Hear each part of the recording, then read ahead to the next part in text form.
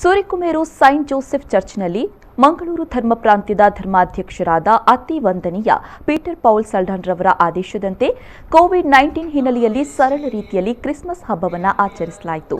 ಚರ್ಚ್ನ ಧರ್ಮಗುರು ವಂದನೀಯ father Gregory Pereira ಬಲಿಪೂಜೆಯ ನೇತೃತ್ವವನ್ನು ವಹಿಸಿದ್ರು. ಈ ಸಂದರ್ಭದಲ್ಲಿ ಕ್ರಿಸ್ಮಸ್ ಸಂದೇಶವನ್ನು ನೀಡಿದ ಅವರು, ಮನುಕುಲದ ಉದ್ಧಾರಕ್ಕಾಗಿಯೇ ಧರೆಗಿಳಿದು ಬಂದ ಪ್ರಭು ಯೇಸು ಕ್ರಿಸ್ತರು ಕೋವಿಡ್ ಎನ್ನುವ ಮಹಾಮಾರಿ ರೋಗ ತೊಲಗಿಸಿ ಎಲ್ಲರನ್ನ ಹರಸಲಿ ಅಂತ ಪ್ರಾರ್ಥಿಸಿದ್ರು. ವಂದನೀಯ ಫಾದರ್ ವಿಕ್ಟರ್ ಡಯಾಸ್ ಬಲಿಪೂಜೆಯಲ್ಲಿ ಮುಖ್ಯ ಅತಿಥಿಯಾಗಿ ಭಾಗವಹಿಸಿದ್ರು.